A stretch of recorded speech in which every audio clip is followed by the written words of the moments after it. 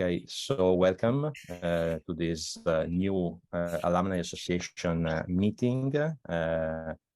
First of all, I want to thank Professor Yoko Kato for joining and always supporting this meeting, and also Raja and you, who are like pillars of these initiatives, educational initiatives. I see we have Tushit, one of our core members, and also Dr. Shyam today. Welcome to everyone who is connected.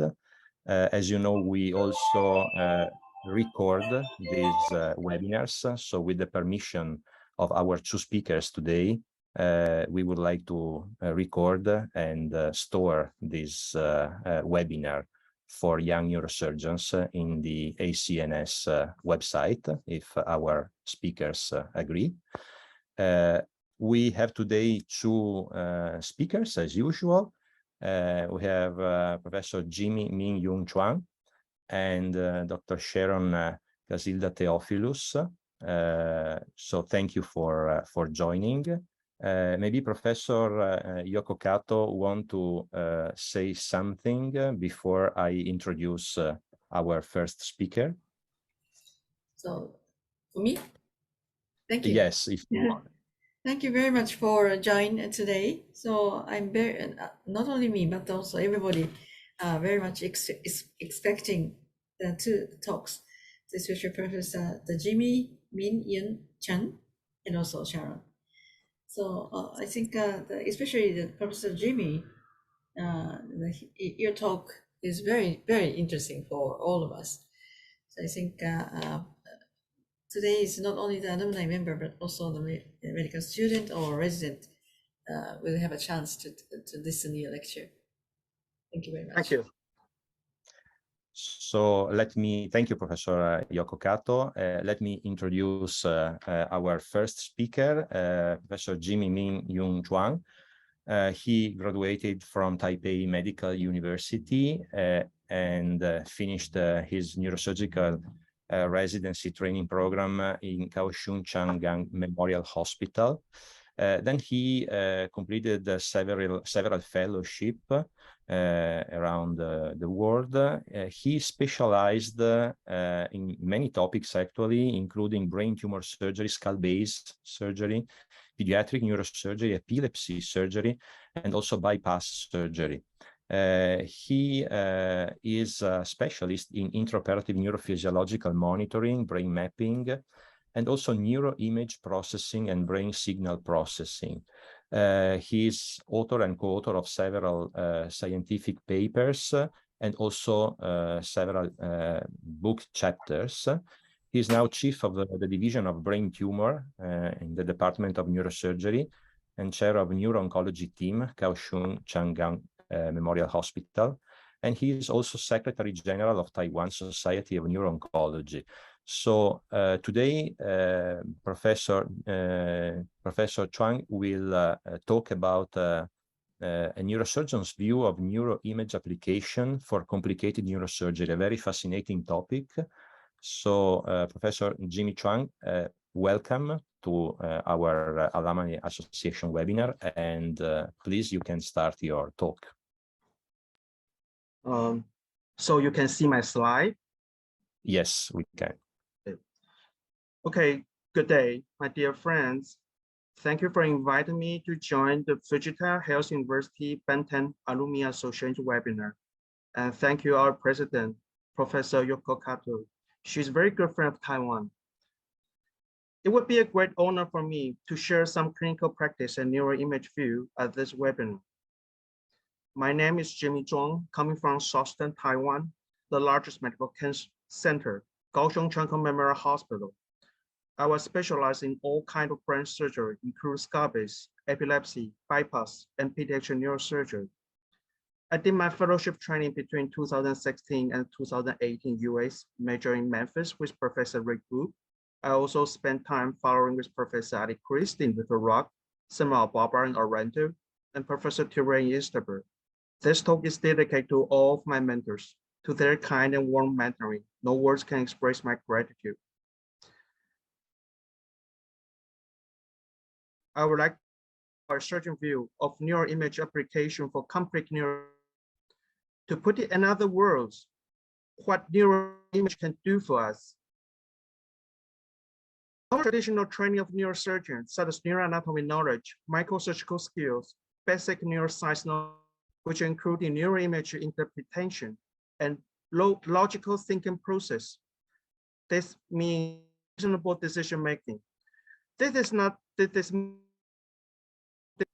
And for our young neurosurgeon, there's not enough time spent, knowledge, and new technology, which can improve your patient's outcome, need to learn. And this is my outline today. It looks into 5 key words. They are differential diagnosis, pre-op simulation, functional image, volume rendering, and 3D printing. So let's start with differential diagnosis with a case demonstration. A 13-year-old girl with morning headache and vomiting for 2 months, blurred vision and polyuria for 1 year. She also complained general malaise and recent body weight gain. It looked like endocrine problem. The physical examination showed by temporal hemianopsia and previous visual field exam in other medical center.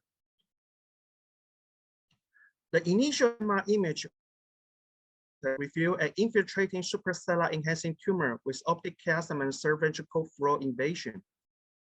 At that time, the neurosurgeon there suggested to do scar-based surgery. Was told, so she was referred to my clinic. The logical thinking process and decision-making usually based on clinical evaluation and neuroimage interpretation. I reviews the patient and the image. The neuroimage interpretation is trying to collect all kinds of image characteristics. And the differential diagnosis are both based on the image and patient's information.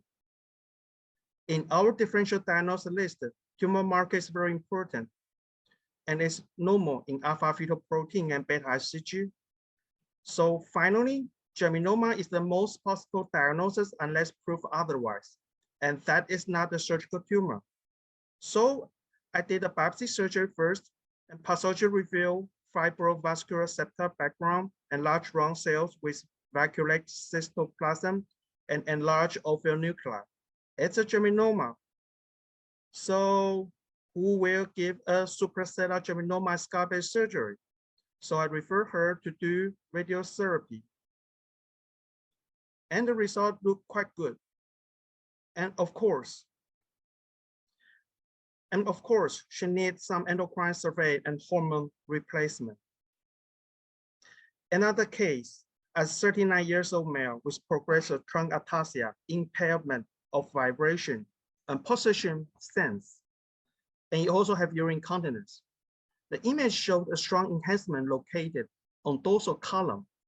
I was initially thinking it might be myxopapillary ependymoma. When I did the surgery, the lesion feel like tumor and hard texture and necrotic fissure and very clear plan from the tumor margin to the neighboring spinal cord. But I did not resect it because it did not look like what I was impressed from neuroimage interpretation. This is definitely not an ependymoma. So I stopped the surgery, tried to send serial frozen section. The pathologist did not make clear confirm initially. Some of the surgeon maybe start resection, but I'm not. I feel uncomfortable. So I keep sending larger piece of frozen specimen. Totally, I wait 2 hours for full frozen section. And finally, my pathology made conclusion. It is not a malignancy. It's an acute or chronic inflammatory process with granuloma. So I stopped the surgery and closed the wound. 10 days later, my pathology report an acute and chronic inflammation of foreign body type multinucleate giant cell with abundant copial amesia inside of the cells. So this is an autoimmune appearance. That is not a malignancy disease or surgical disease. For a long diagnostic journey, the patient was finally identified as GBE1 mutation and diagnosed as a rare autosomal recessive disease, so-called adult polyglucogen body disease. What this disease is not a topic we discussed today, but thanks God that I did not resect the inflammatory spinal cord due to the keep standing frozen section and make resection decision clear. So you can see clearly the impact of the neuroimage interpretation for differential diagnosis is just not guessing the tumor. The impression affects your surgical decision, whether you guess right or wrong. That is one of the most important training for our neurosurgeon resident. So what neuroimage can do for us? The second point is pre-op simulation. Simulation is the more and more important concept, not only for resident skill training, but also for the pre-op risk control. How can we really do in practice? Let me show you in one example. 53 years old female with left facial pneumonis and unsteady gait for 3 months on progression. MRI image shows a left CPA angles, tumor with the heterogeneous enhancement. The neuroimage interpretation looks like a vestibular schwannoma. Surgical planning were left side retrosigmoid approach. And this is my one design. And let's review the surgical risk by the MR findings. First of all, the 7th nerve and the 8th nerve was encased inside the tumor, not pushing backward of the tumor. This makes it difficult to dissect it. Then, the intra-acoustic canal is full of the tumor. This indicates that the tumor was originated from the canal. This also makes some difficulty to dissect the cranial nerve. The pattern of the tumor was cystic vestibular schwannoma. As we know, it had worse facial nerve outcome and more breathing tendency. And from T2 wave and T2 star sequence, there were some micro-breathing signal.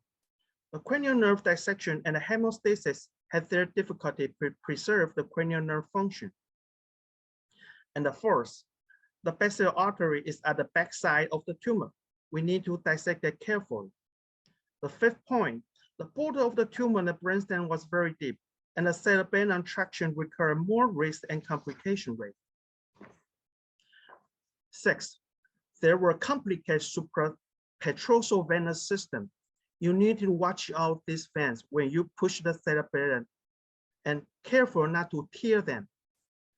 The point 7, the tumor had relationship with multiple cranial nerve. First, the right first nerve was pushed upward by the tumor, and the 7th and the 8th nerve was encased inside of the tumor. The 9th and 10th nerve was minimally attached to the tumor border, and most often you cannot find 6th nerve in the MR image. And finally, the major arteries, including SCA, ICA, and PICA, it is also difficult to identify them in this patient's MR image. So I reviewed my risk evaluation in my pre-op informed concept, which was very important in my country.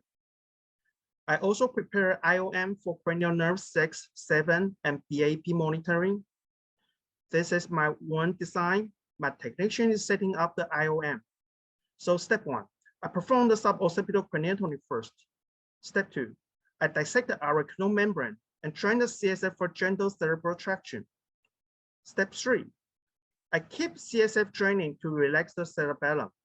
Step 4, I try to dissect the tumor border from neighboring arteries such as SCA and ICA.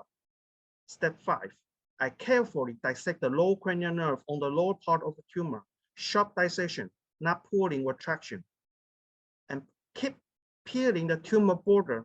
I'm not going to dissect the 7th and 8th nerve inside of the tumor. I try to drill the lateral wall of IAC to reach the proximal part of IAC where 7th and 8th nerve come into the canal. I drill the lateral wall of IAC and try to find out the initial nerve part. This is the proximal part of the facial nerve. I try to mobilize it, and I stimulate the nerve to make sure it is 7th nerve. Sharp dissection to the nerve, not pulling, not traction. Use gel for compression when oozing. I finally identify 6th nerve and mapping it with lateral rectus muscle monitoring. I reach the top part of the tumor and find the first nerve out. And this is the final photo. I left a thin tumor layer on the brainstem side to avoid too much cerebellar traction. I checked the breathing and grew the operation field at the end. The total blood loss was 50 cc. The patient extubated after surgery. And this is post-op day 1 brain CT, post-op MR. You can see I left a thin tumor layer on the brainstem side. Post-op 7 nerve. I believe there are minimal tumor on the nerve because I do sharp dissection. But I still achieved the near total resection. And post-op compressed brainstem coming back. Post-op wound.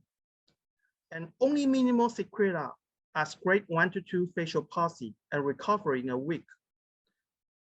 So back to our outline. What neural image can do for us. The point 3, functional image. Let's see another cases. 79 years old male with right hemiparesis and connective decline. He also had language and writing problem. Connective and membrane impairment was not. Right side mild hemiparesis was fine. The functional image, including DTI tractogram and text-based functional MRI. So the anatomical MR showed the lesion just occupied left side superior temporal region with strong heterogeneous enhancement, with perifocal edema, which explain motor impairment. High signal DWI indicate high-grade tumor. My radiologist did test-based functional MRI, including motor as hand and leg movement, and also language functional MR and calculation functional MR. My software platform could integrate this different segmentation from different image sequence and put it into a Fusion 3D reconstruction model. Here is what I showed to the patient and family before the surgery. The tumor was encased the proximal part of M1 and M2. The right hand and right leg motor cortex, which was identified functional MRI. And this is corticospinal tract generated from motor cortex. This language relate white fiber tract that are just located covering cortex of the lateral tumor.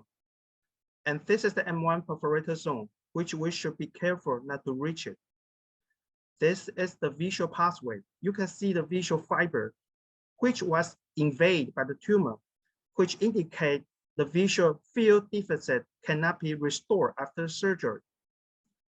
This is the final 3D integrated model. And this is my craniotopy plan and wood design.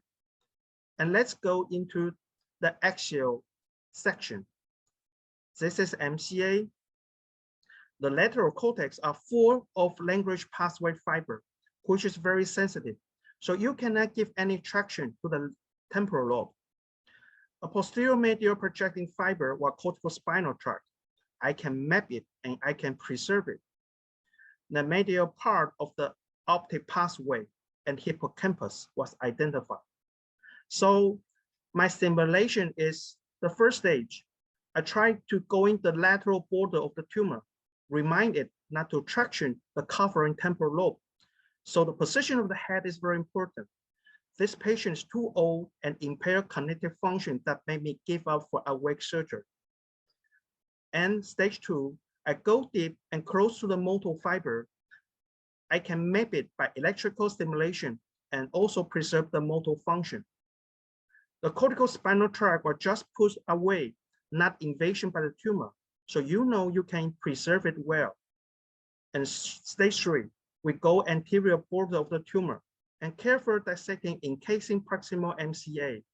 The medial part of the tumor border dissection, we try to set up VP monitoring. So this is the real surgery. This is the one. This is the IOM setting plan. It is quite complex in this surgery. We try to, this is VP, MEP, and BIS. We try to mapping corticospinal tract. And this is VP monitoring by strip during the stage 3 surgery. The final. And post-op is smooth, only minimal additional motor aphasia and recovery before discharge. This is post-op CT, and this is post-op MR. The pathology was IDH mutant GBM. And this is the one. So I had a talk in webinar in the Water Dentist Society last year, which demonstrated the integrate technique with functional image, electrical mapping, and microsurgical technique for the arachnoid glioma surgery. So the topic 4 was volume rendering.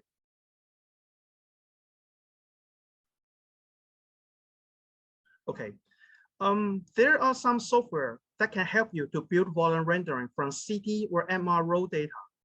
This is so-called virtual reactivity concept, but actually I do not like the word VR.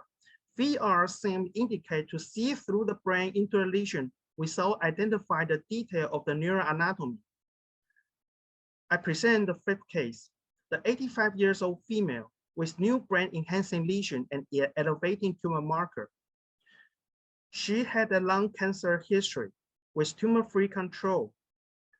And she also had a right-eye sphenoid ridge small meningioma history and did cyberknife at other hospital. To me, that was a terrible idea. But the follow-up MRI in 2016 showing the neighboring brain radiation effect. In 2021, her oncologist found her tumor marker CA199 was elevated from 21 to 151, and he cannot find the lesion for systemic review, except a new enhancing lesion located right side temporal tip. So he asked me to biopsy or resect it. Actually, I do not like this idea, but I still take this operation. And do you think you can resect the small lesion correctly? Actually, this is not very easy. Don't trust your navigation if you only rely on it. Sono may be a good idea, but this case, no special finding. So I did the reconstruction called topographical cerebral surface rendering. And I use it on the software Orthorex. You can see I cut out the scar and the scalp and reveal the brain surface. And I can identify the surface landmark to the axial MR view. So I can show the surface landmark into the axial tumor anterior and posterior aspect. And I can put it on my navigation system. So the real surgery is I put a very small craniotomy, and you see I can put this VR on my brain just correctly, perfectly. And I identify 3 points. I use small ventricular catheter to locate it and take off the brain between this. So the surgery very quickly, and the brow loss is minimal. And I almost resection all the lesion. And of course, this is not a tumor. I have a workshop in Taiwan every our conference. It's a brief 3D volume rendering. It took 3 hours and they have to pay. So in the case 6, I also use it for my bypass surgery. And before the surgery, I can using the scar landmark, the superior temporal artery, and the MCA territory, and I can fuse it and find the perfect what exactly I want to bypass point for the donor vessel. So I do a very small craniotomy. Usually craniotomy are smaller than 3 centimeters, and my donor vessel are just on this location.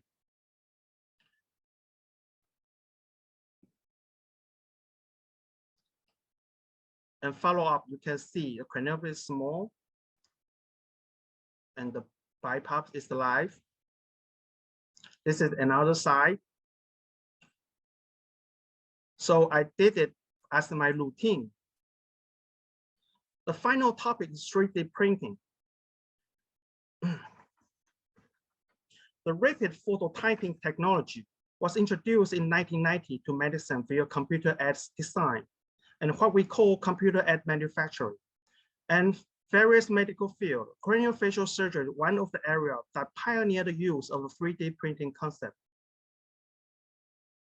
I have a talk last year for WNS, and I introduced our step of 3D printing in craniofacial surgery. So I quickly demonstrate a case present. It's a 7-month-old girl baby referred to our clinic with funny head shape at the age of 7 months. Nothing special with a birth history.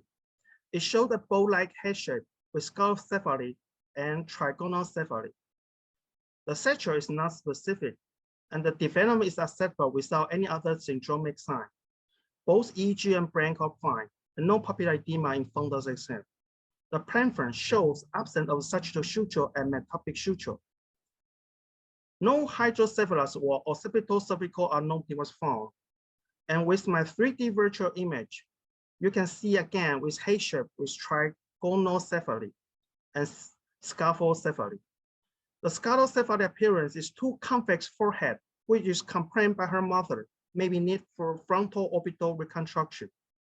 And in 3D rendering, there was absence of metopic suture and absence of sagittal suture. MR of the brain evaluation, including subcranial space, parenchyma development, and ventricle size. Her SIM MR CSF flow study was checked, and the curve configuration and the phase shift was quite normal. So under the impression of the sagittal and metopic cranial stenosis, there are no evidence associated with syndromic stenosis or functional issue. We will do an open cranial valve remodel with frontal orbital reconstruction of skull deformity. So now planning the surgical osteotomy with region of the interest by software. For frontal orbital reconstruction, we need to decide the proper osteotomy for scar bone harvest. The coronal curvature and the bone quality is the main issue to choose. And we put this bone as our new frontal bar and design a whole valve cranioplasty.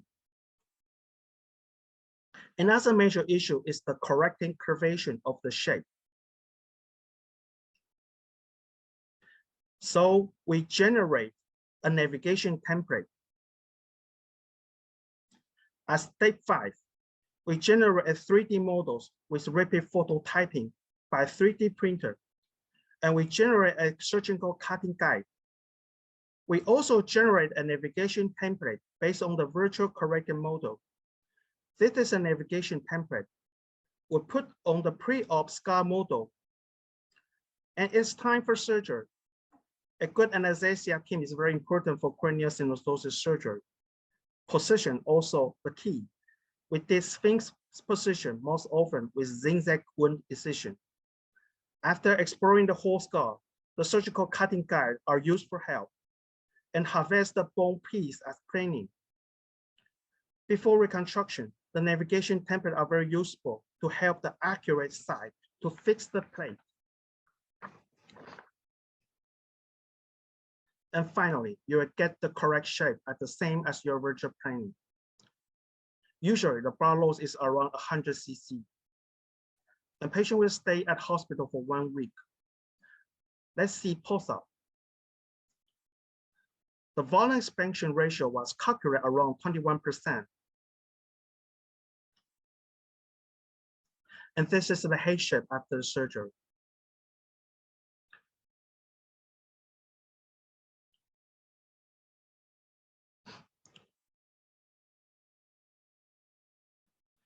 Another application for 3D printing is for pedicle skull implant, especially for the child with the high cervical transpedicle fixation.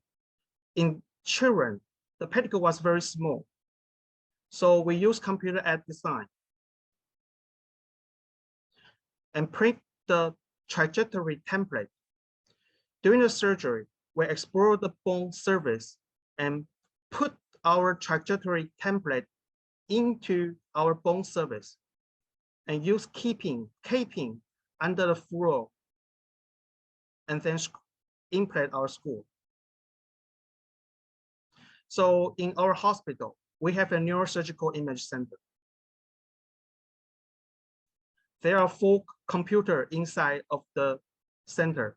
One is the hospital computer, One is our DICOM server, which also the brain lab workshop, and a Medtronic workstation, and a Mac with the Authoric and other app software inside. And I also use lots of the image software. And this is AR we try to use in the real surgery. And I also do many research, such as the perfusion research in my bypass study protocol.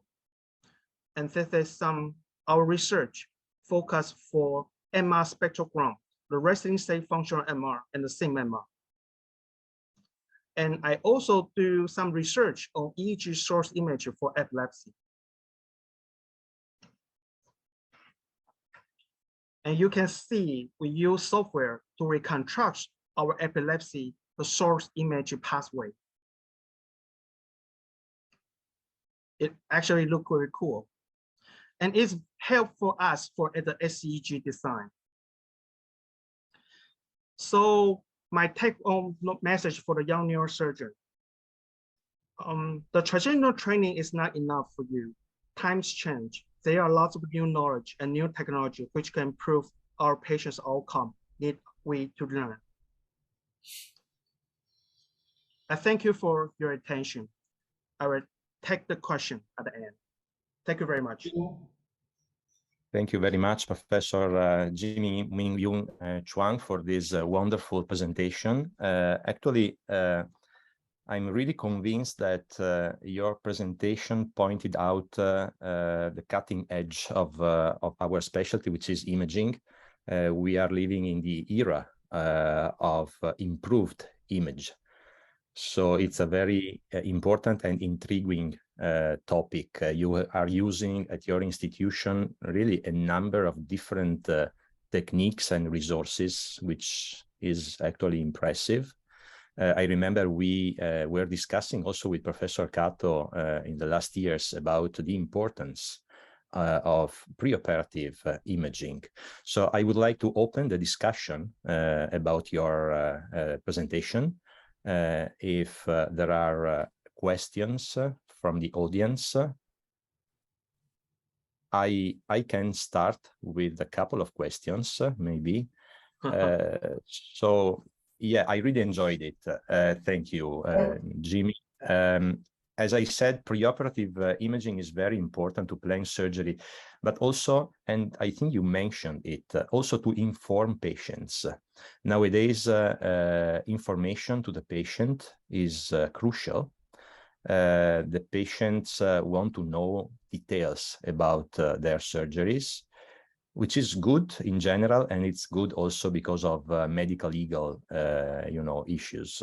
So, do you use this advanced imaging when you inform your patients before surgery? This is my first question.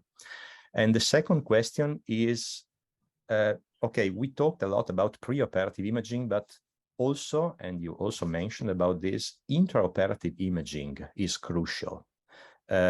So what do you think about the future of this intraoperative imaging? You know, we have ICG, video angiography, we have 5-aminolevulinic acid technique, we have fluorescent sodium, but I think sometimes we need much more. For example, to detect low-grade gliomas, we don't have enough tools.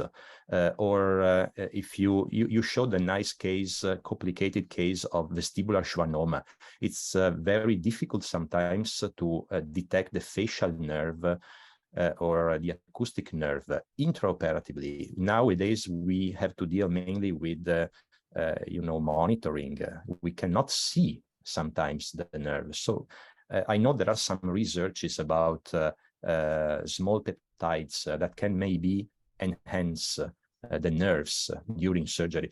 What do you think about the future of intraoperative imaging helping neurosurgeons?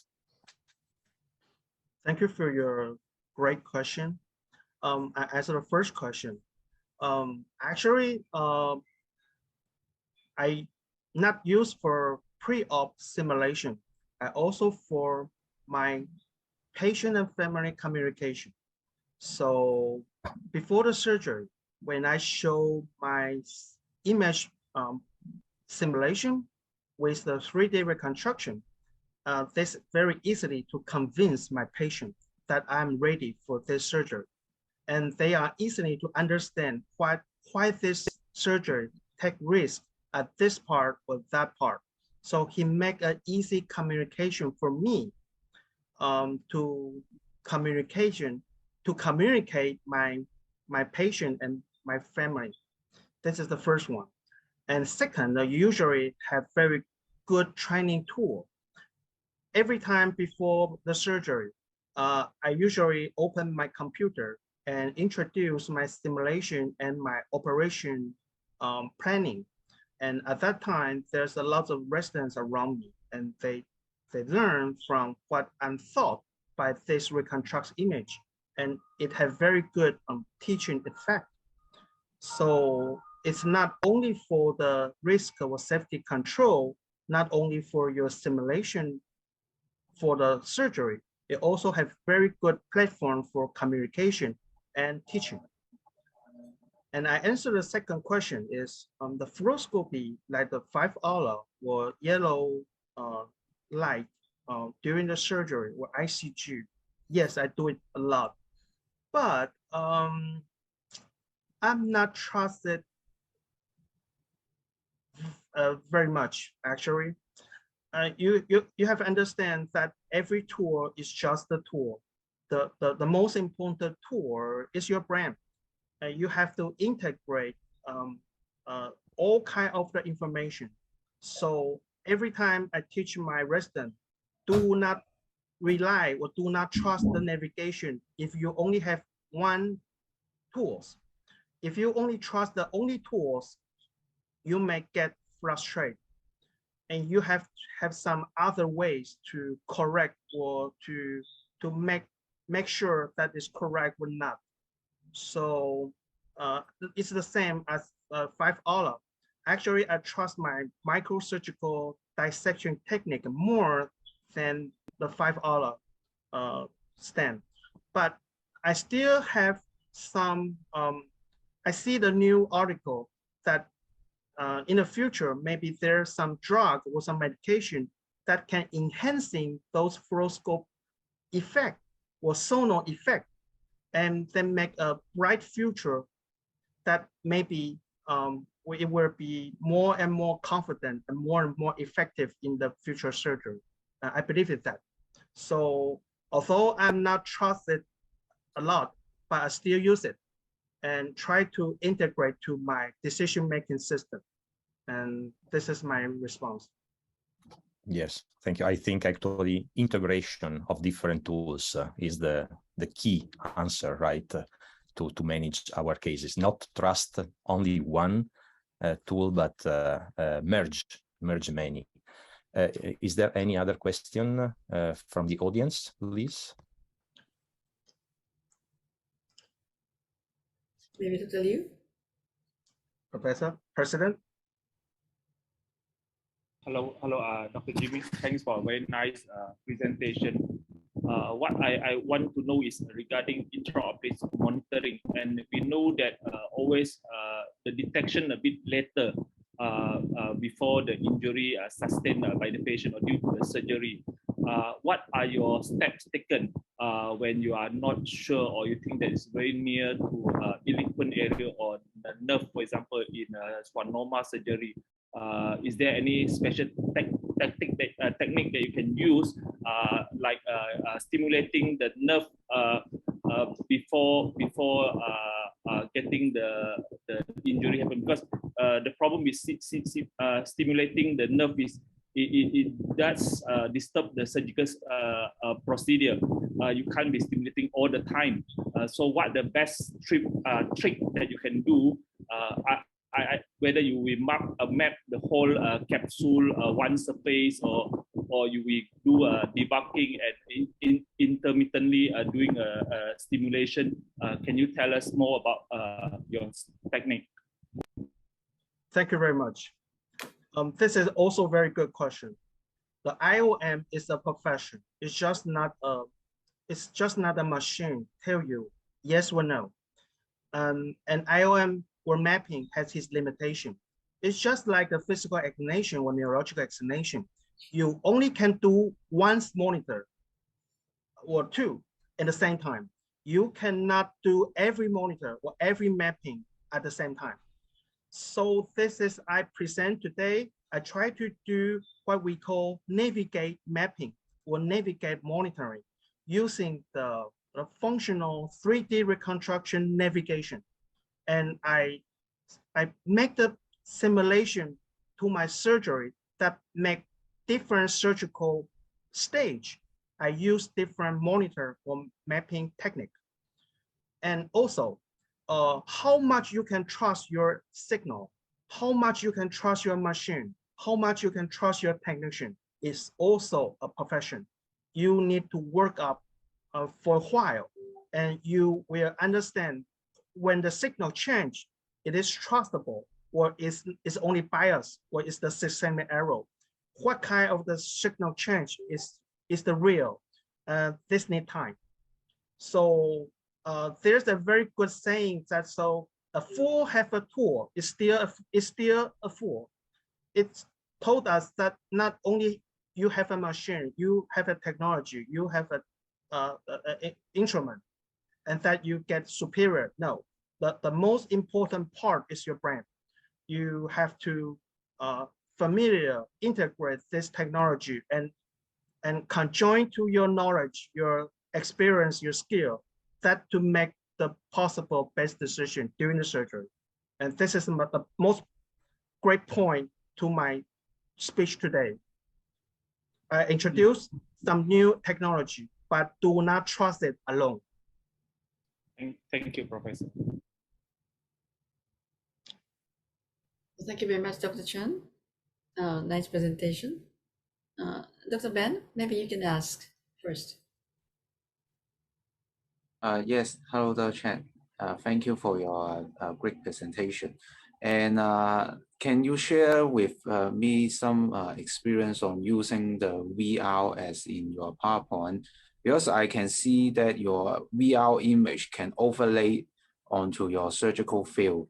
Is that you need to wear a glasses like Google Lens, or you have your own specially designed device?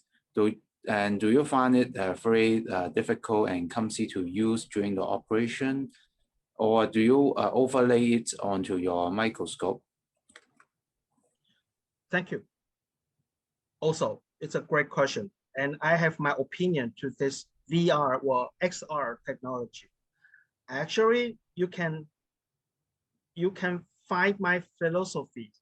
I run for the new technology, but do not trust them alone.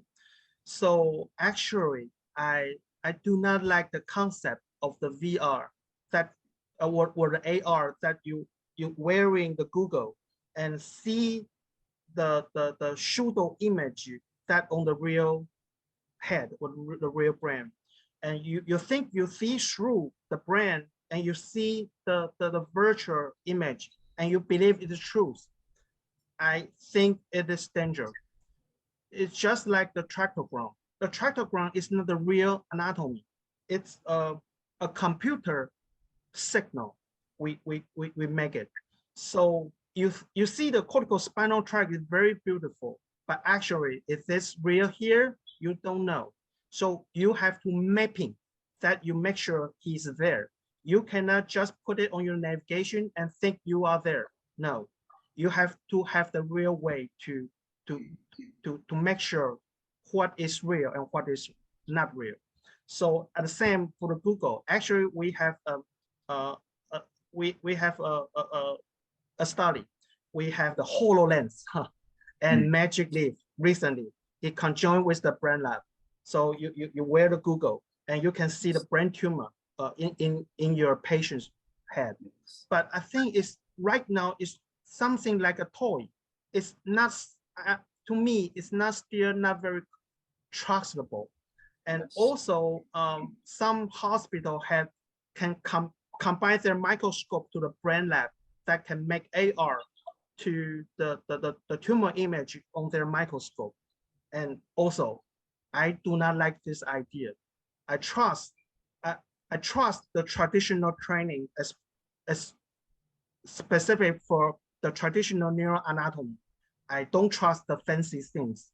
Just see the tumor there and you just operate. You will make big trouble. This is my philosophy. Maybe it's not correct. Maybe in the future it's not correct. But right now, I still believe the traditional training is very important. Yes, I can't agree more, because like for the navigation, sometimes they cannot account for the brain shift during the operation, and which the navigation may not be accurate during the operation. So I completely agree with your idea.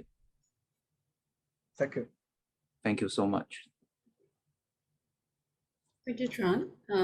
Just let me know the year preoperative or intraoperative image is very ideal and good for the patient for the minimally invasive or less complication result, I think. So such as a target bypass, maybe you can make a very short the incise of the skin.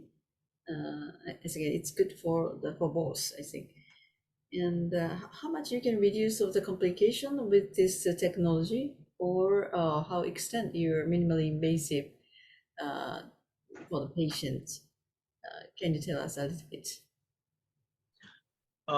Yes, recent 3 years, I try to minimize my approach based on those simulation platform. So I use the tubular traction, the tube, more and more often. And also, you cannot just think you put a tube inside the brain and take the tumor. No, it's not just like that. You still have to identify all kinds of neuroanatomy, find all the tract, all the fissure, all the vessel. And I still want to teach my residents, don't just chasing the fancy technology, the traditional training skill, the traditional neuroanatomy knowledge is still the most precious things we have to be a modern neurosurgeon. Thank you. Thanks so much. Okay. Albert? Thank you very much, Professor Jimmy Chuang, for this great presentation and very nice discussion. We saw many different technologies which actually are very useful for our daily surgery. So maybe we can move on with the next talk. Probably before the next talk, I can share a promotional video for the ACNS Congress, which is to be held in Shanghai in October. So let me share my screen for just 1 minute of promotional video. I hope you can see my screen.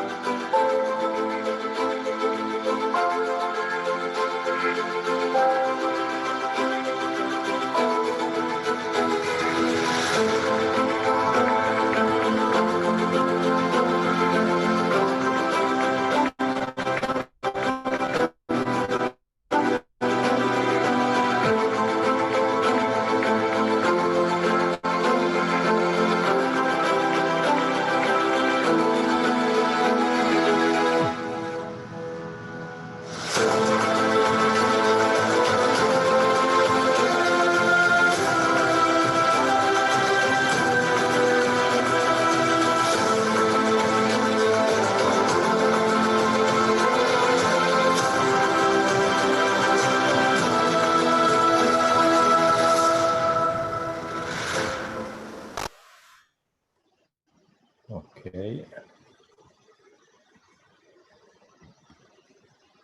So remember this important event, and now I can introduce, it's my pleasure to introduce our second speaker, Dr. Sharon Theophilus is very well known in our community. She has many appointments in the educational committees. She is consultant neurosurgeon in KPJ Johor Specialist Hospital, Johor Bahru in Malaysia. And it's something remarkable. She is the first woman neurosurgeon to practice as a neurosurgeon in Malaysia. So congratulations, Sharon. She's also a senior lecturer for Monash Malaysia Medical University since 2009 and visiting lecturer at the Medical Faculty University of Newcastle, Malaysia since 2012. She actively trains residents in neurosurgery in her hospital and in workshops organized by various educational committees.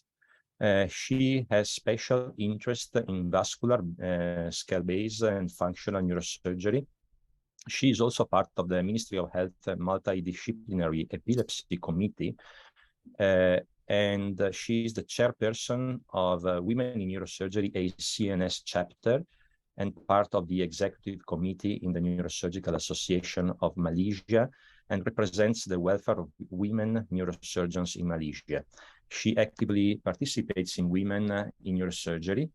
And of course, she is an inspiration for many women in the world. So thank you very much, Sharon, to be here.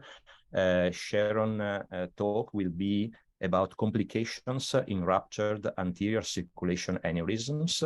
So it's another very important topic. Thank you very much, Sharon, to join us. And please, you can start your talk. Good evening, everyone. Thank you very much, Alberto, for inviting me. Nice to see you again. And thank you, Prof. Carter, also.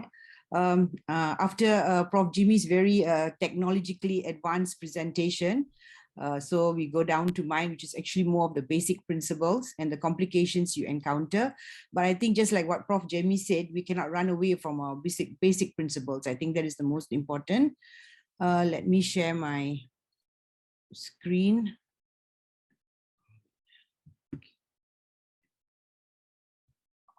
Can you all see my screen? Yes, Sharon, we can. Okay, so first of all, just a little bit of introduction. I come from actually Malaysia, and my state is actually at the southernest tip of the peninsula of Malaysia. It's in Johor Bahru. As you all know, Liu comes from Kuala Lumpur, around here, Selangor. So I come from south, which is actually my center. I used to work, I just left and joined this present center I'm in. Previously, I worked in this center for more than 20 years. And I think the last 15 years, basically, I was training a lot of residents and also young neurosurgeons who had just come out for their gazettement. And through that time, I've come to realize that there's a lot of mistakes or complications that arise because of sometimes being ill prepared for surgeries in aneurysm clipping. And the thing that you'll come to realize in Malaysia, basically we actually deal more with ruptured aneurysms. We very seldom get unruptured aneurysm cases. So most of our cases are actually ruptured when they come to us. So we have a lot of other issues to deal with, such as brain swelling preoperatively, sometimes very difficult dissections to handle, and sometimes delayed surgery because of limited resources in the places we work with. So my content will be just basically on the basic principles and technique. I'll talk a bit of ICA aneurysms, the surgical planning, the AC aneurysm surgical planning, MC aneurysm, and also an audit data on the ruptured anterior circulation aneurysms in my center.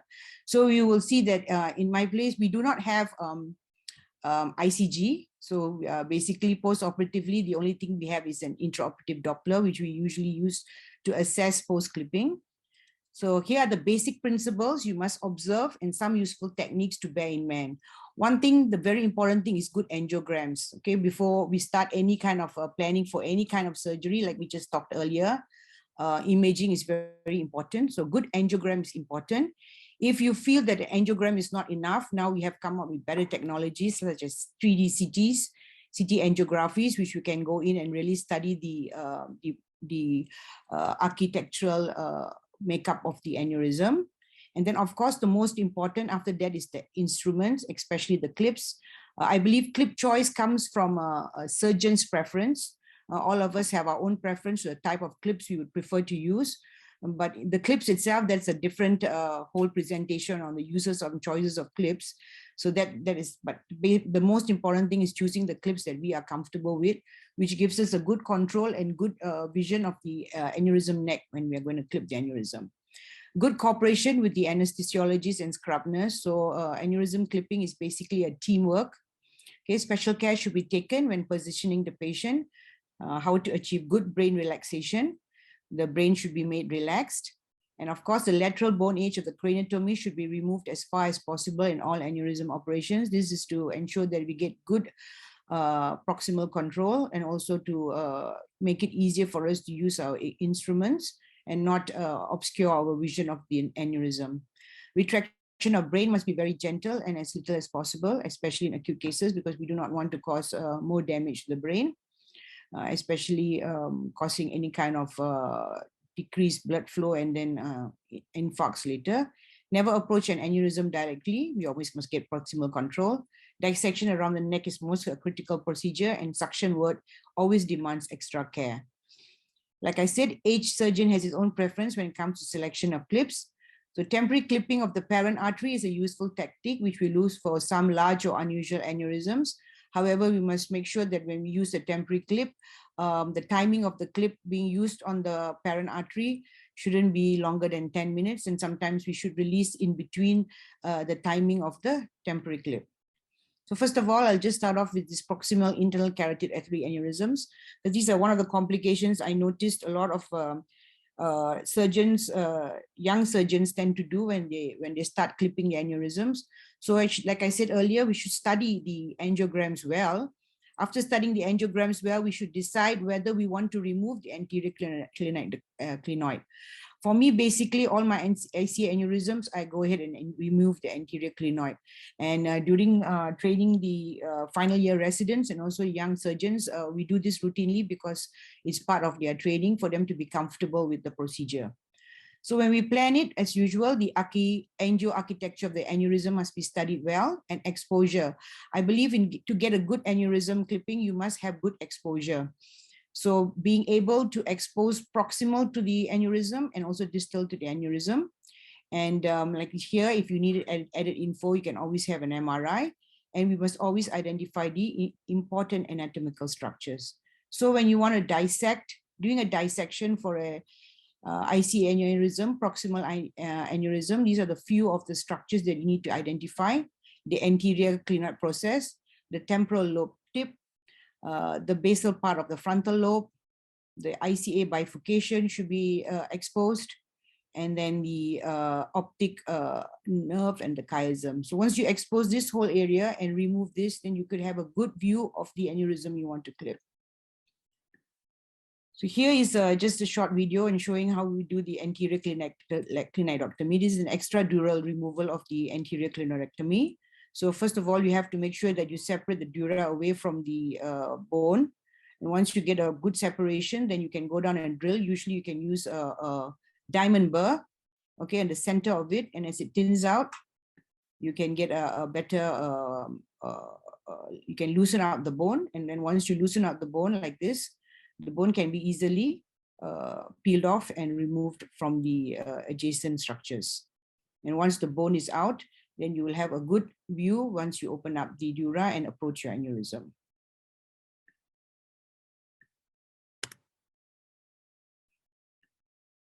So here is just a one short video showing this is a ophthalmic artery aneurysm. So here the anterior clinoid has been removed, so you can see your exposure is very much better. If this was here, you would not be able to see the aneurysm, but with this anterior clinoid removed, this aneurysm can be clipped. And this aneurysm is actually being clipped by my surgeon and under my supervision. So you know, we allow, because we are a public public hospital, so we need to train them, because you know, when the seniors leave, then there's no one to take over.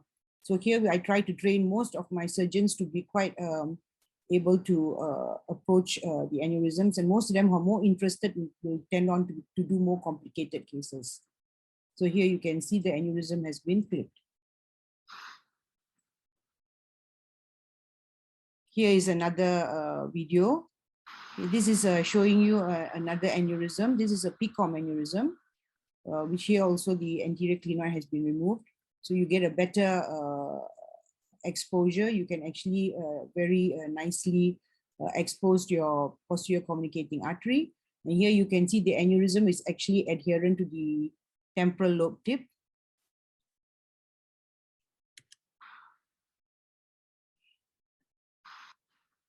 Here is the aneurysm being clipped after the neck has been dissected and exposed.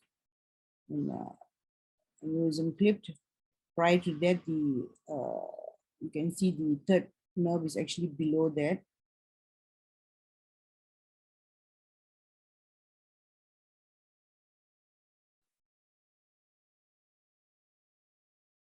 So here just a few videos to show you how generally removing the anterior clinoid can assist us.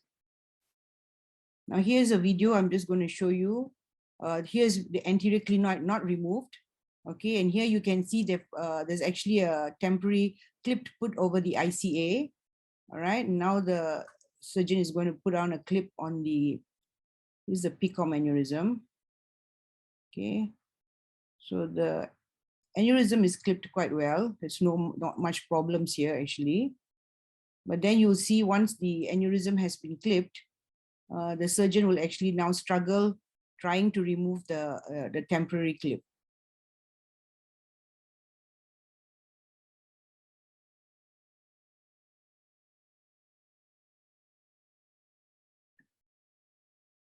Okay, so here you can see the temporary clip, sorry.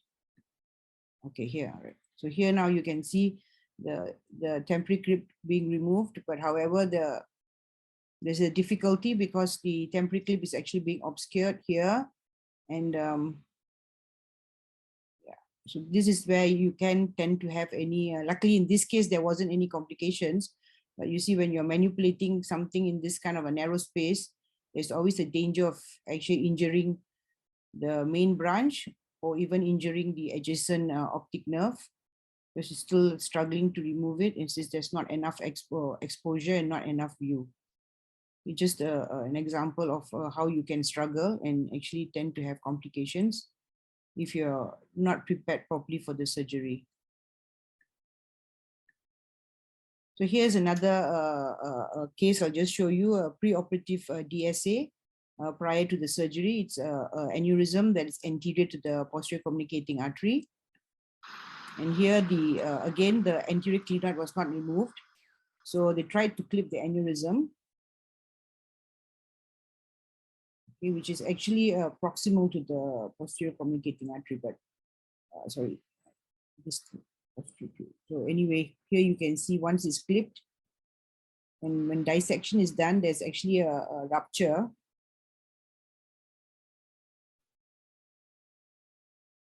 Here's the intraoperative Doppler I was telling you that we used.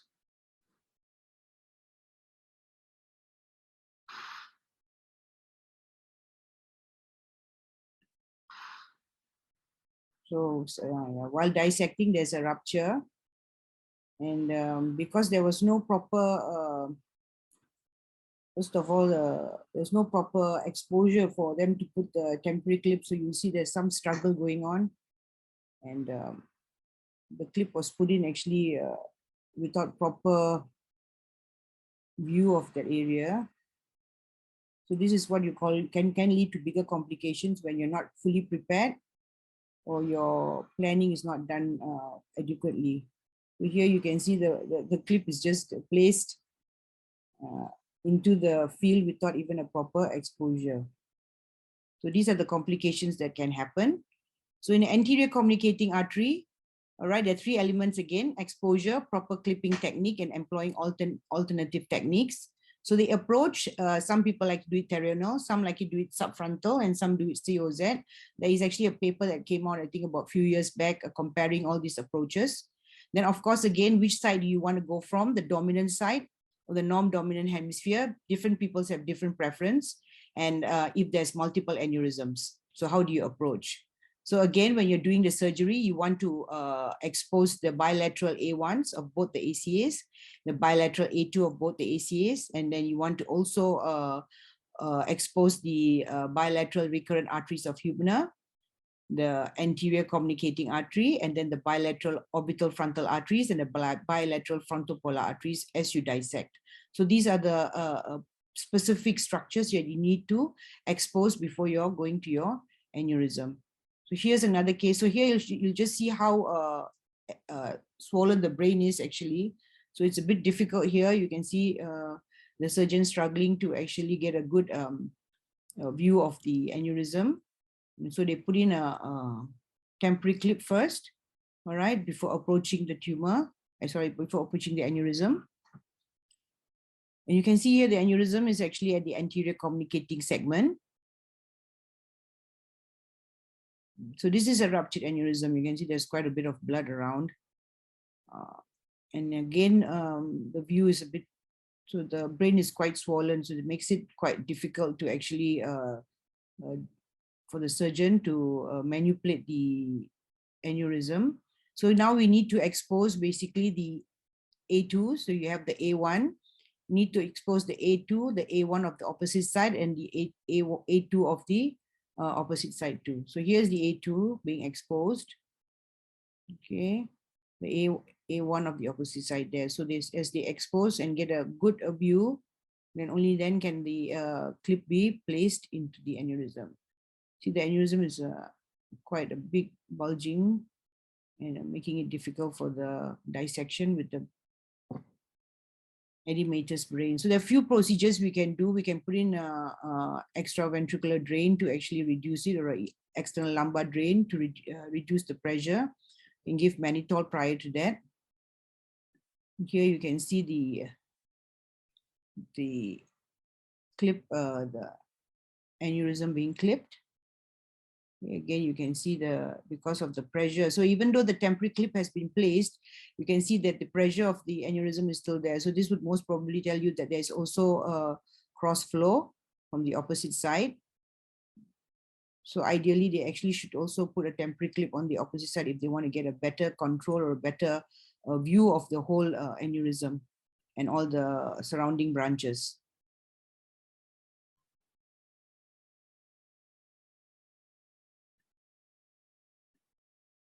Okay, so now just one short video on the middle cerebral artery.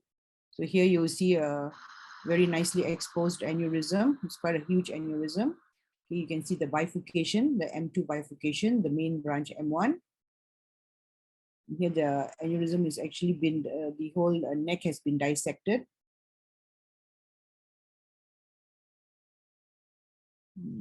This is what we call a better view, where you can actually see well exposed anteriorly and posteriorly to the neck of the aneurysm. So the basic principles of clipping should be always remembered and maintained. One of the few things I've come to realize that actually pre-operative planning is very important. All right, studying the imaging, the angiogram, quite taking at your time to understanding it, moving it around, having a good 3D view of it, and being prepared for what you can encounter during the surgery is very important. And the second thing is having good teamwork. So having good equipments, good clips, and also good teamwork. You need to have a very good scrub nurse anesthetist there, just in case you have an intraoperative rupture. So these are the few things you need to know and be prepared for. You can't just go in like, you know, planning to do a extradural hematoma or something like that. This one you have to really have your plan in hand and, you know, study the imagings well and go in, especially like in my center where we don't really have very, you know, post-operatively, we can't do an ICG and things like that. So we don't really have you know, all this extra technology. So you need to be good in your planning, all right? And then need to know what you're doing, okay, prior to the surgery. So this is just a small audit that was done by one of my residents. This was from 2011 to 2015, the cases that were seen in our center. After 2015, actually 2016, we have a brain suit ICT. So we do post-operative CTAs for all our post-clipping cases. So they have immediate CTA. I think one of my residents did a thesis on it, which will be published soon. So here you can see generally, like most studies show, there are more female than male patients who come in with aneurysm ruptures. The WFNS grading from grade 1 to grade 3 is about 78%. The 4 and 5 is about 21%. In my center, most of the time we clip the grade 1s to grade 3s. The grade 4, grade 5, we actually let them resolve and improve. And if their GCS improves and their condition improves, then only we go in. So they are usually clippings done delayed for them. So most cases that come in are coming with headaches. A small amount of them come in with reduced consciousness. Very few of them come in with seizures or other problems such as weakness. So here you can see the timing of a presentation. Most of them come in about 5 days when they are operated from the time of presentation. So here you can see the early clippings are done in about 45%. Most of them are done intermediate, 4 to 10%, and 56%, 4 to 10 days, and late they're about 9% or 10% are delayed. The reason being because in our centers, most of the time we don't do urgent DSAs. They're done actually during office hours most of the time. And again, for the clippings, usually we have to ask for semi-E list with our anesthetist. So depending on the resources available. So that is why sometimes it's a bit delayed. Okay, so the most common aneurysms here, you can see are MCA aneurysms in my center, followed by almost equal with ICA, ACA, and PCOM. We do get a few DACA and also. So just a special thanks to the resident and specialists in my hospital, Sultan Aminah Johor Bahru, and thanks to Dr. Lai Chuang Chi for the audit data. Thank you. Thank you, Sharon, for your nice presentation about anterior circulating aneurysms and avoidance of complications. I think it's a very important topic. And for sure we have questions from the audience. I see Itichai connected, and I will promote him as an expert so he can ask his question. Let's see. Itichai, can you hear me? Hello. Yes. Good evening. Hello. From Thailand. Hello, Professor Kato. Hi, konbanwa. Hi, konbanwa. Hi, Professor. Yeah. I would like to ask for 2 questions to Dr. Sharon. For the first question,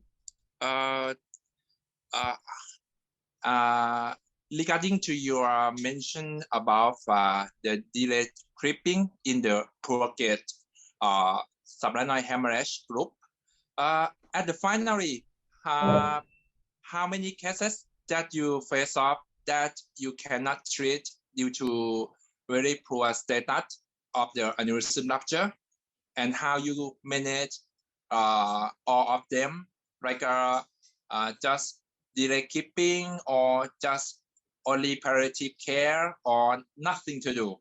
This is for my first question.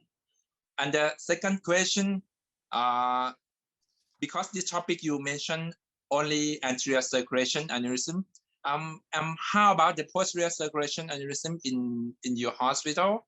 I would like to know about the plan of treatment in the rupture case of posterior circulation. Thank you. All right. Okay. Thank you so much for those for the question, Itichai. Okay. So for the first question, you're asking about the poor WFNS grade. So we have clipped. Actually, we have clipped about, I think in my experience in that last 5 years, which we put the data there, I think maybe out of those 9 or 10 patients, we did clip 2 of them. And most of the time it's because they did improve. All right. They did improve and they were young. So if they were young and they improved, they were able to be weaned off their tracheostomy. So before we weaned off the tracheostomy, we actually clipped the aneurysms, then we weaned them off and then they improved. But the most of them that we don't operate on is because, one, the family itself decides they don't want any intervention. So a lot of the time the family feels that the person has gone through enough, and most of them are usually, the ages are 60 and above. and they decide not to do anything. So those are the patients that we just follow up, and you know, they don't even want, sometimes we do offer them interventional like coiling, but even that they refuse. They just prefer to be conservative. And your second question about posterior circulation. So basically posterior circulation in my center, we didn't have an interventional radiology in that years I gave the data. We only got an interventional radiologist that was permanently now placed in my hospital from 2017 or 2018. So usually the cases that we needed to send for intervention, we will actually send to Dr. Liu's hospital, and Dr. Liu is the one who will help assist us, because our hospital, we didn't have an interventional radiology. But our posterior circulations, actually we send for coiling. Most of them we send for coiling. I think we don't really see so many, maybe in a year about 4 or 5. And those are actually sent to Dr. Liu's center for intervention. Yeah, Thank you for your answer. Yeah. I think Dr. Harshad Parekh raised his hand. Yes. Hello, Dr. Sharon. Excellent lecture. I liked your videos. Wonderfully done. I would like to ask whether do you use some agents when you put a temporary clip to protect the brain? Okay. No, we don't use any agents because we don't have a neuroanesthetist in my hospital. So basically, it's just general anesthetists who actually give the, you know, to GA for patients. So basically, in this center, no, we don't use any neuroprotective kind of special, you know, like thiobentone or something like that. No, they don't. So basically, yeah, like you said, we learn to be quite. How do you say it? As a neurosurgeon, we have to learn to actually be strong and try to tackle things and learn as we go. So that's why we try to train our surgeons from when they start off, because they have to be prepared, you know, and know how to handle things.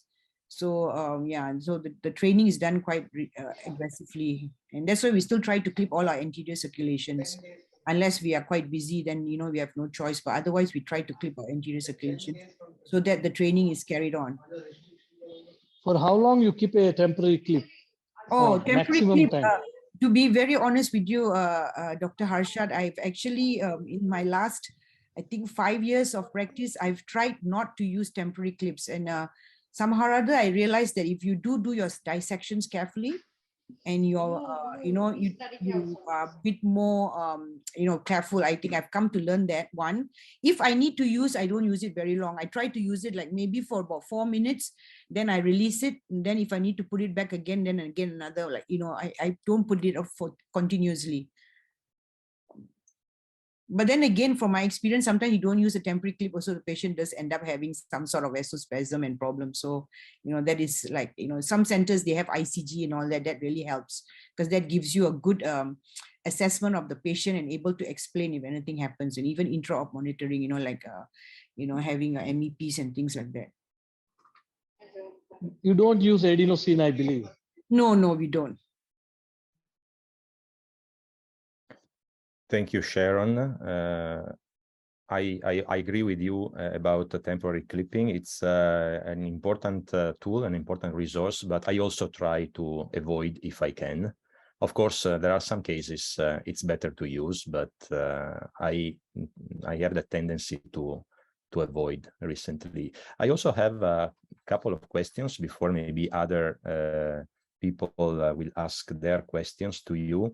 You mentioned about preoperative imaging, CT angio and DSA. So in my experience, in most of cases, the CT angio nowadays is, I would say, enough to go to the OR and do the operation. So when I reviewed my last cases in the last years, I noticed that I entered the OR without DSA in the majority of cases. So I would like to know your opinion about the need for DSA for these cases. And another question is about anterior cranioidectomy. Do you always do it extradurally, or you do also intradural? clinoidectomy. Okay, thanks, Alberto. So for the first question, yeah, that's a very good question, actually. I think what I usually do is I do DSAs for my ICAs and for my ACOMs, because sometimes I just want to know if there's a fetal PCOM, all right, so that'll be prepared. And also for ACOMs, sometimes you want to know whether it's a dominant supply from which side, because I'm those people who actually approach the aneurysm from the dominant side. And I know some people like to always go from the right side, but I tend to follow which is the dominant side. So, but otherwise, I do believe CTA is actually very advanced nowadays. A lot of times we don't really need DSAs if we are very confident. I think if you're, because we are in a webinar where sometimes we have a lot of junior neurosurgeons, and then if we tell them something, they take it as a Bible truth, and then so I believe you still need your DSAs for your ICA, for your, if you want to see whether it's a fetal PCOM, if it's a PCOM aneurysm, and of course for ACOM. But otherwise, I think for MCAs and all, I wouldn't even bother with a DSA. And you get a very good angio architecture actually with the CTA 3D imaging. And then I think the second question was, what was it just now, Alberto? I think I forgot. It was about clinoidectomy, anterior clinoidectomy. Yeah, okay, yeah. If you do always extradurally or in some cases intradurally. Actually, most of the time I do it extradurally. But yeah, like in some instances, like sometimes tumors, like what do you call that, suprasellar tumors or things like that. Sometimes, yeah, I do it intradurally, depending on the cases. But most aneurysms I always do it extradurally. Also for ruptured aneurysms, because for ruptured aneurysms, I prefer doing it intradurally. Yeah, I still do it extradurally, and so far I've been okay. So I think that's why. But of course, we don't retract too much and things like that. Yeah. Okay. Raja raised his hand. So please, Raja. Yes. Hi. Congratulations, Sharon. It was a wonderful lecture, and you're doing a very wonderful work there out there with your residents and training all of them. And it's really a very good thing to see. I just wanted to add one more thing from myself, as Alberto asked about clinoidectomy. I usually follow the same principle, if it's in the vicinity of PCOMs, like when the neck of the this was earlier described by Professor Michael Lawton, that if the proximal neck and the ACP tip distance is less than 4 millimeters, you always do a clinoidectomy. So that is the same I follow too, because the clip will go and hit the ACP and it won't go. If you are using a straight clip, or the clip will not open there, it will again hit against the clinoid like this, it won't open.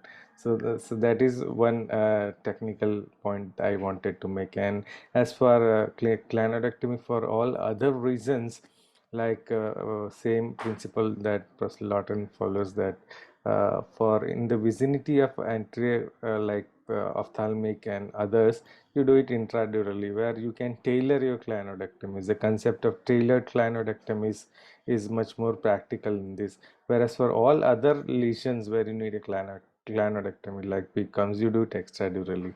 So that is one thing. Anyhow, congratulations, Sharon. It has been a wonderful lecture for me. Thank you very much. Thank you, Raja. Are there other questions for Dr. Sharon Theophilus? So actually, I would like to share one case, because hearing to your presentation remind me what happened to one of my cases recently. And I would like your opinion, Sharon, and also the opinion of all the other people who are discussing today. So last week, like 7 days ago, 10 days ago, I operated an intact ACOM aneurysm. It was a large aneurysm, complex. Complex because it didn't have a real neck. Basically, the ACOM was completely involved in the aneurysm in its anterior, superior, and posterior aspect. So it was a very difficult reconstruction. We discussed with our interventional neuroradiologists who said they couldn't do much for this patient, and we had to treat because this patient had risk factors for rupture, serious risk factors. So I operated this person, and I did this clipping with 3 clips. I think a very good reconstruction with neuromonitoring. Neuromonitoring were always perfect during surgery. Post-operative DSA showed complete clipping of the aneurysm and preservation of ACOM. So I was able to preserve ACOM, but the patient had quite a serious memory deficit. He couldn't remember some episodes of his life, both recent and long time ago. So I searched on literature about this kind of complication, as we are talking about complication for anterior circulating aneurysms. And I found that sometimes there is a small perforator coming from the ACOM, which is a single perforator, not double. And it goes behind the corpus callosum. Actually, it's the subcallosal artery, which can provide blood also to the fornix. So probably for this complex aneurysm, there was a interruption or I don't know, kinking or whatever of this small perforator. This is my interpretation of this complication I had. And of course, it's something you cannot monitor during operation. So I would like to ask you if you had some cases like this, your experience about memory deficit for anterior communicating artery clipping. So Alberto, I think in our cases, the cases we get, like I told you, it's all ruptured aneurysms. So because when they come in with ruptured aneurysms, the SAH itself causes them to have some, altered consciousness, confusion. So sometimes it takes some time for them to get better. So the pre-op neurological assessment doesn't really give us a very good impression of what the patient is post-operatively. Because we've had patients that have memory problems, but then come back about 3 months later, totally normal.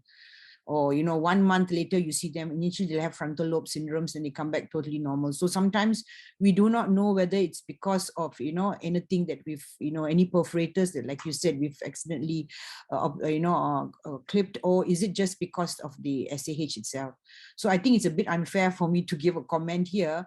But I do agree with you one thing, if you have giant aneurysms, like from my own experience, like I'm very obsessed with actually making sure I sort of skeletonize all the vessels around the neck, because you want to have a good view. But like when you said it's so huge, anterior, superior, inferior, sometimes you can't actually look below. And sometimes it's after you clip it, you might realize, hey, there's a branch down there, and then you need to go and do something again. So I mean, from my own experience, yeah, sometimes when it's huge aneurysm, that's the one of the issues you might face. And I mean, you can't do much, I think, unless you have something to actually pre-op and post-op you can check on. I'm not sure. I mean, Prof. Cato maybe has experience. I mean, she's clipped so many aneurysms. I think maybe she would be good to give us a comment. Thank you very much. At the beginning, Sharon, very, very good lecture. Thank you very much. I think 3D CTA is a very good high resolution of the vessel architecture, but I think the approach side you mentioned, most of the case, the dominant side, that means right side. Sometimes the aneurysm projecting posterior side, it's most difficult type of the projection of the ACOM. For such cases, you should take approach side is A2 anterior side. So otherwise you cannot see the aneurysm neck, maybe. Or you can take interhemispheric approach. So that's maybe you should keep in mind. And also the decrease of the intracranial pressure before you approach the aneurysm neck, section, I think it's another very important issue. And also Dr. about your case, I think maybe you sacrifice with small perforator or some vasospasm. I don't know why such a condition has occurred afterwards. Maybe some or very small perforators. Maybe the vessel is going related with some or mammillary tract. I think it's kind of the puppets circuit. I think so. Maybe is it you use terminal approach or interhemisphere approach? I used the pterynal approach. Terminal approach. Pterynal. Yes, yeah. And actually I could see some perforators and I preserved, but probably, as I had to use 3 clips because the geometry of the aneurysm was very complex. So I needed at least 3 clips to clip it. My vision was hampered by so many clips. So probably after the second clip, the aneurysm was not closed completely, and I had to place the 3rd clip. But after 2 clips, probably the clips were hampering my vision. It was difficult maybe to see all the corners of this large aneurysm. So I saw some perforators and I preserved them, but probably I missed this one small perforator. This is my only explanation for this memory deficit. Then, of course, I will have to wait and see if there is a recovery over time. Actually, after a few days, his memory was a bit better, getting a bit better, but only time will tell me the outcome. So sometimes maybe you better to take interhemispheric approach. Interhemispheric can be, yes, actually, with these complex aneurysms. Yeah, it's a good suggestion. Yes. What about the ICG after second? Yes, I always use ICG, and actually it was fine. But I was able to see, of course, the 2A1, the 2A2, the Heubner arteries, both, no problem. But when it comes to perforators, as you know, they are so tiny, and when you have many clips, it's very difficult to detect them with ICG. So I used ICG, and I confirmed the patency of the major vessels of these 6 vessels. But probably ICG is not 100% reliable for perforators in these cases, I guess. Sometimes the clip plate itself is rather large than we expect. So maybe a small perforator can be closed with such a large blade, I think, sometimes. Or maybe just not closed, but kinked. Yes. The perforator is not inside the branches of the clip, but probably as the beginning of this perforator is very close to the clip, there is a kinking, and this is enough for reducing the flow through the perforator, maybe. Maybe you can put pop-up in afterwards or something. Yeah. Actually, this is another good method. But I mentioned this case just to point out how insidious this kind of aneurysms are. So Sharon, you choose a topic which is very intriguing and difficult, because anterior circulation aneurysms can be really insidious. Even if you set up everything with monitoring and ICG and whatever, there is always some risk. So I want to congratulate with you for your presentation, and also for your involvement with educational issues. So thank you very much, Sharon. I don't know if there are other questions from the audience for our speakers.